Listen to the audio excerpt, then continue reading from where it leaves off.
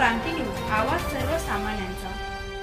बागलाण तालुक्यातील जायखेडा पोलीस स्टेशनवर आज दिनांक 29 जानेवारी 2025 रोजी विविध संघटनांनी भव्य मोर्चा काढून वनमजूर राजेंद्र साळुंखे यांना न्याय मिळावा, दोषींवर कठोर कारवाई व्हावी अशी मागणी केली आहे।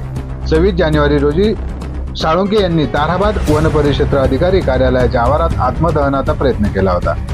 त्यांना मोठी दुखापत झाली असून त्यांची प्रकृती अजूनही चिंताजनक आहे। या घटनेनंतरही वनपाल सागर पाटील व अन्य दोषींवर कोणतीही ठोस कारवाई झाली नाही। त्यामुळे महाराणा प्रताप क्रांती दल, राजपूत श्रीकर्णी सेना, मोसम प्रतिष्ठान, शिवसेना, उद्धव बाळासाहेब ठाकरे, राष्ट्रवादी काँग्रेस, शरद पवार गट, रयत क्रांती शेतकरी संघटना, काँग्रेस, वंचित बहुजन आघाडी आणि इतर पक्षांनी संयुक्तपणे जायखेडा पोलीस स्टेशनवर मोर्चा काढला।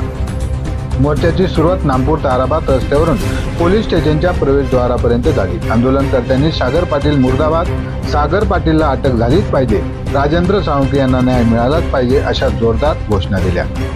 मोर्चा दरम्यान विविध पक्षांचे व समाजातील ज्येष्ठ नेत्यांनी आपले मनोगत व्यक्त केले। यामध्ये डॉक्टर विलास बच्चाव, लखन पवार, जितेंद्र सूर्यवंशी, कल्याणसिंग वाघ, पंडित ठोके, समाधान देवरे, मिलिंद चित्ते, दीपक पगार, माजी सैनिक प्रवीण ठोके आदींचा समावेश होता।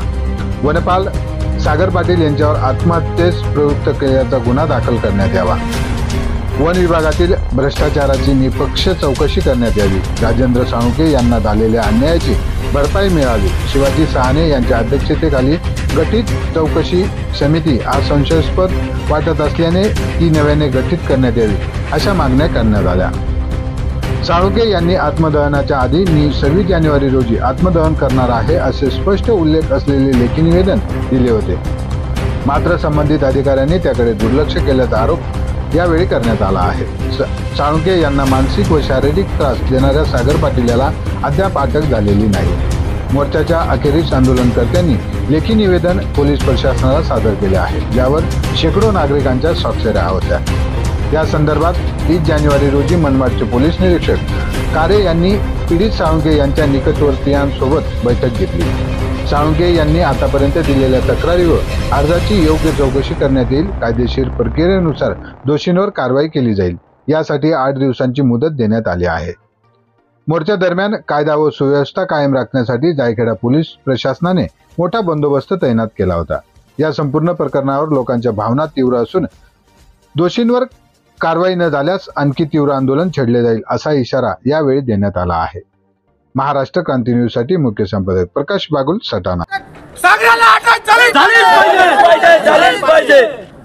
सगळ्या पाटील मुर्दाबाद, सगळ्या पाटील मुर्दाबाद, सगळ्याला अटक झालीच पाहिजे, सगळ्याला अटक झालीच पाहिजे। मुर्दाबाद, मुर्दाबाद, सगळे पाटील मुर्दाबाद, मुर्दाबाद, मुर्दाबाद, सगळे पाटील मुर्दाबाद। जोपर्यंत अटक होत नाही तोपर्यंत आम्ही इथून उठत नाही, होत नाही तोपर्यंत। फासारीची घटना झाली आपल्या फॉरेस्ट विभागाचे राजेंद्र काळू साळुंखे यांनी 8 दिवसापूर्वी आत्मदहनाचा इशारा देऊन सुद्धा फॉरेस्ट विभाग असेल किंवा आपला डिपार्टमेंट असेल योग्य ती काळजी न घेतल्यामुळे आज एका माणसाचा जीव जाण्याची वेळ आलेली आहे। गेल्या 1.5-2 वर्षापासून ही सगळी लढाई चालू होती। तो भ्रष्ट अधिकारी जो असेल सागर पाटील व त्याला पाठीशी घालणारे इतर अधिकारी यांनी राजेंद्र साळुंखे यांच्या अतिशय किरकोळ मागण्या होत्या। ज्या दिवशी घटना घडली त्या दिवशी तेच अधिकारी म्हणतात की अतिशय किरकोळ मागण्या होत्या। मग इतक्या दिवस तुमचे काय डोळे लागलेले होते का? आणि 8 दिवसापूर्वी निवेदन देऊन सुद्धा 25 तारखेपर्यंत डिपार्टमेंट असेल किंवा फॉरेस्ट विभागाचे अधिकारी असतील त्यांनी राजेंद्र साळुंखे यांची कुठलीही मनधरणी करण्याचा प्रयत्न केला नाही किंवा ही घटना टाळण्यासाठी योग्य ती पावले उचलली गेली नाही। त्याच्यामुळे आज एक जीव जाण्याची वेळ आणि त्या माणसाचा संसार उघड्यावर पडण्याची वेळ आलेली आहे। या 26 जानेवारीच्या दिवशी तहसीलदार चावडे साहेब असतील, शिरसाट साहेब असतील यांनी जमावाला शब्द दिलेला होता की आम्ही सदर राजेंद्र साळुंखे यांचा जबाब घेऊन सागर पाटील याच्यावर तात्काळ गुन्हा दाखल करू आणि या घटनेत जबाबदार अधिकारी जे असतील त्यांची चौकशी करू। परंतु त्या घटनेला 4 दिवस उलटून गेले, परंतु अजूनही प्रशासनाने सागर पाटील याच्यावर गुन्हा दाखल केलेला नाही। उलट त्याला वाचवण्यासाठी प्रयत्न करत असताना सगळी यंत्रणा दिसते आहे। आणि आपला एक सच्चा अधिकारी त्या ठिकाणी जवानाच्या लपटांमध्ये आपण पाहत होतो खरं पाहिलं तर राजेंद्र साळुंखे साहेब हा सत्यवादी आणि खरा माणूस, कारण कितीतरी वेळा त्यांचे आंदोलन आम्ही पाहिलेले आहेत. 2-3 वर्षापासून त्यांनी अगदी सतत या सागर पाटील तसं साने साहेब होते या सर्वांविरोधात नेहमीच त्यांची तळमळ होती की साहेब आमच्यावर तुम्ही अन्याय का करतात. त्या अन्यायाच्या निमित्ताने साळुंखे साहेबांनी उपोषणही केलं होतं तहसील कार्यालयासमोर मागे.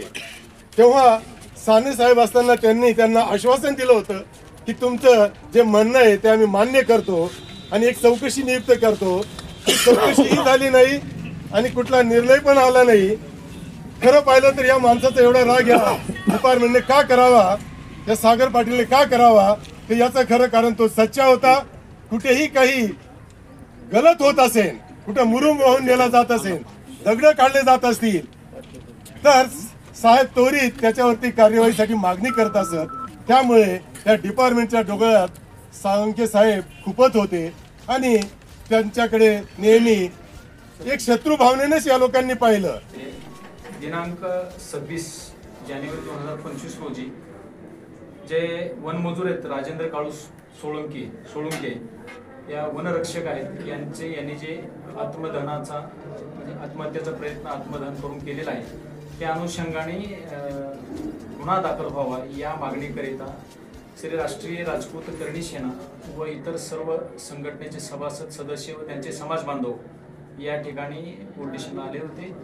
तर जे चर्चा झालेली आहे पोलीस विभागाचे आम्ही सर्व अधिकारी आणि त्यांचे समाज बांधव यांच्यामध्ये जो चर्चा झाली त्यानुसार जे घडलेल्या घटनेच्या अनुषंगाने यापूर्वी पोलीस स्टेशन मार्फत अहवाल पाठवण्यात आलेला आहे. आजच्या घटनेमध्ये जे निवेदन आहे त्या निवेदनानुसार उद्या ताहराबाद येथे जे वन विभागाचे DFO आहेत वावडे साहेब यांच्याशी 5 ते 6 जे शिष्टमंडळ आहे त्यांची प्रमुख 2 मागण्यांकरता जे काही भेट घालून द्यायची त्यासाठी आम्ही स्वतः माननीय वरिष्ठांच्या मार्फत त्यांच्याशी बोलू आणि त्यांची वेळ घेण्याचा प्रयत्न करून आपली भेट घडवून आणण्याचा निश्चितपणे प्रयत्न करणार आहोत.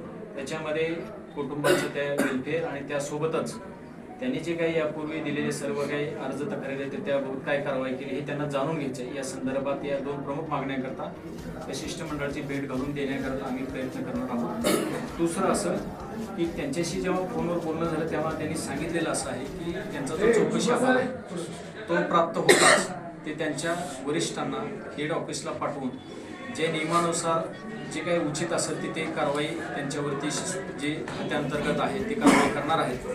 त्याच्यानंतरही जे काय बनत असेल कायदेशीर कारवाई जर अकाउंटेबिलिटी फिक्स झाली आहे आणि त्यानंतर काय जे योग्य असेल ती कायदेशीर कारवाई करण्याकरता पोलीस स्टेशनला सुद्धा त्यांनी सांगितले की 8 दिवसामध्ये 8 दिवसाचा वेळ दिलेला आहे आणि 8 दिवसामध्ये आम्ही जे काही उचित कायदेशीर कारवाई आहे ते कायदे पंडित यांच्याशी चर्चा करून त्यानंतर वरिष्ठांशी अवगत करून त्यानंतर ते कायदेशीर कारवाई करण्याकरता त्यांनी 8 दिवसाचा वेळ दिलेला आहे.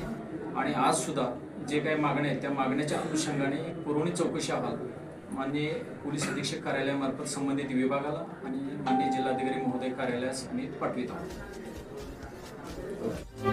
अशाच नवनवीन बातम्या पाहण्यासाठी आमच्या महाराष्ट्र क्रांती न्यूज या YouTube चॅनलला लाईक करा, सबस्क्राईब करा आणि बेल आयकॉनला प्रेस करा.